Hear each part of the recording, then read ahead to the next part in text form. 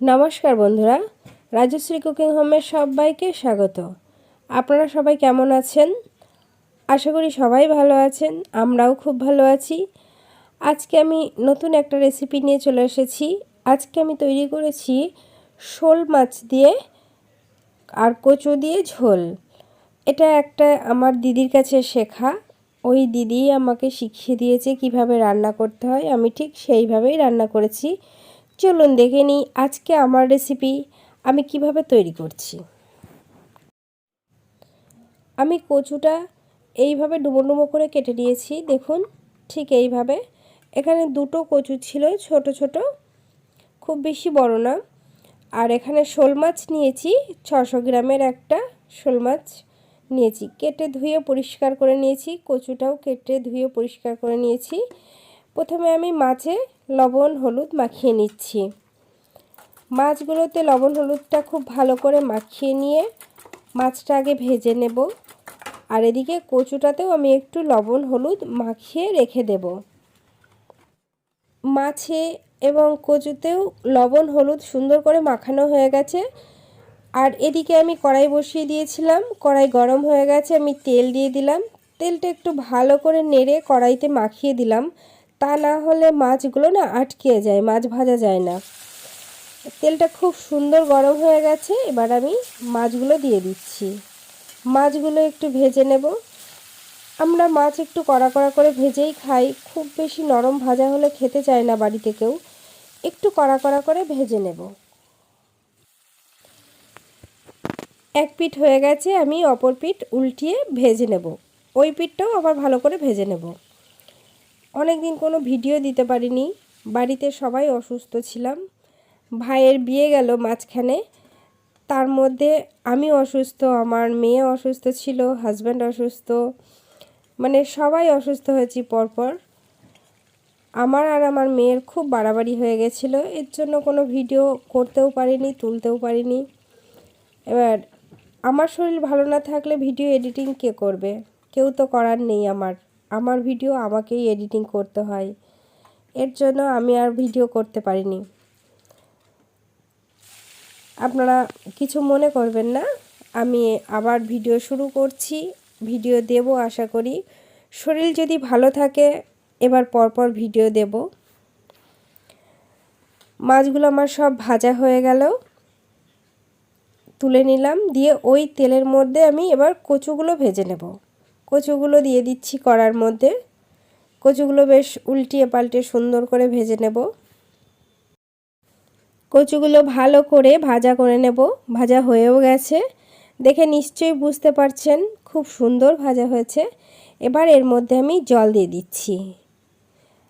আজকে ঠান্ডা জলে দিয়েছি, গরম জল দিইনি, কারণ কচুটা এখন সিদ্ধ হবে, তো এর জন্য ঠান্ডা জল দিয়ে দিলাম। এবার ফুটে ওঠার জন্য একটু ওয়েট করব। জলের মধ্যে আমি লবণ আর হলুদ দিয়ে দিলাম।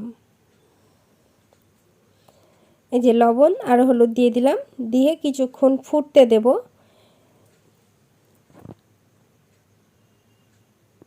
ফুটে গেছে খুব সুন্দরভাবে। এবার আমি মাছ ভাজাগুলো দিয়ে দেব এর মধ্যে। দেখুন সব মাছ ভাজাগুলোই দিয়ে দিলাম, দিয়ে আবারও ভালো করে ফুটিয়ে নেব। মাছের ঝোলটা ফুটতে ফুটতে এদিকে আমি কয়েকটা কাঁচা লঙ্কা একটু পেস্ট করে দিচ্ছি। কাঁচা লঙ্কা মানে শিলের পাটাতে পেস্ট করলে আমার খুব হাত জ্বালা করে, আমি করি না, মিক্সিতেই করি। আজকে একটু শিলের পাটাতেই করে নিচ্ছি। 5টা কাঁচা লঙ্কা ভালো করে পেস্ট করে নিলাম। এই যে মোটামুটি যেমন হয়েছে, খুব বেশি হাতে মাখাবো না, আমার হাত খুব জ্বালা করে। এবার আমি খুন্তিতে করে তুলে নিয়ে এসে কড়াইতে দিয়ে দিচ্ছি। এই যে এদিকে মাছ কচু ঝোলের সঙ্গে খুব সুন্দর করে ফুটছে। কাঁচা লঙ্কা বাটাটা দিয়ে দিলাম, যতটা বাটা হয়েছিল পুরো বাটাটাই দিয়ে দিলাম। লঙ্কা বাটাটা দিয়ে আবারও খুব ভালো করে ফুটিয়ে নেব। অনেকক্ষণ ফুটে গেছে, মোটামুটি সিদ্ধ হয়ে এসেছে কচু। এবার কচুগুলো ভালো সিদ্ধ হয়ে গেছে, এটা আমি নামিয়ে নিলাম। নিয়ে কড়াইটা পরিষ্কার করে আবার বসিয়ে দিলাম, দিয়ে সর্ষের তেল দিলাম। এবার এর মধ্যে দিলাম অল্প জিরে আর দেব অল্প ধনে।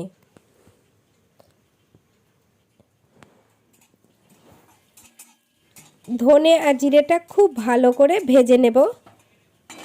এই ভাজা হয়ে গেছে, এবার আমি নামিয়ে নিচ্ছি। এবার ধনে জিরেটা নিয়ে নেব শিলের পাটাতে, তেলটা ঝরিয়ে নিয়ে নিলাম, কারণ তেলটা নিলাম না তাহলে বাটতে অসুবিধা হবে। তেলটা ঝরিয়ে নিয়ে নিলাম, দিয়ে আবার একটু কড়াইতে তেল দিয়ে জিরে আর শুকনো লঙ্কা ফোড়ন দিয়ে দিলাম। ফোড়নটা একটু ভাজা হয়ে গেলে দিয়ে দিলাম মাছের ঝোলটা। এই যে মাছের ঝোলটা দিয়ে দিলাম, দিয়ে আবার ফুটতে দেব মাছের ঝোলটা। এদিকে মাছের ঝোল ফুটতে ফুটতে আমি ওদিকে জিরে আর ধনে ভাজাটা ভালো করে পেস্ট করে নেব। এটা জল দিয়েই পেস্ট করব, জল দিয়ে দিলাম, দিয়ে ভালো করে পেস্ট করব। আর এটা ভাজা আছে তো কোনো অসুবিধা নেই, বেশ মচমচ করে বাটনাটা হয়ে যায়।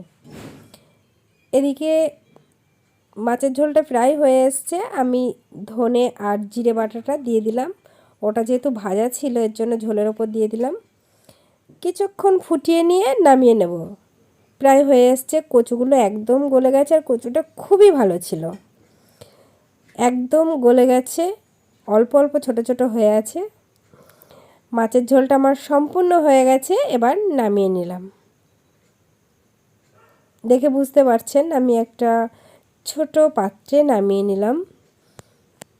আর এত সুন্দর গন্ধ বেরিয়েছে না, দারুণ সুন্দর, দারুণ টেস্ট হয়েছিল। আজকে আমার রেসিপি আপনাদের কেমন লাগলো কমেন্ট করে অবশ্যই জানাবেন। ভালো লাগলে ছোট্ট করে একটা লাইক করবেন আর শেয়ার করবেন সকলের সাথে। আমার চ্যানেলে যদি নতুন বন্ধু হয়ে থাকেন তাহলে চ্যানেলটিকে অবশ্যই সাবস্ক্রাইব করে দেবেন, আর পাশে থাকা বেল আইকনটি অবশ্যই ক্লিক করে দেবেন, তাহলে আমার নতুন নতুন রেসিপিগুলো সবার আগে আপনার কাছে পৌঁছে যাবে। আবার কথা হবে অন্য কোনো দিন অন্য কোনো নতুন রেসিপির সঙ্গে। আমার সঙ্গে শেষ পর্যন্ত থাকার জন্য সবাইকে অসংখ্য ধন্যবাদ।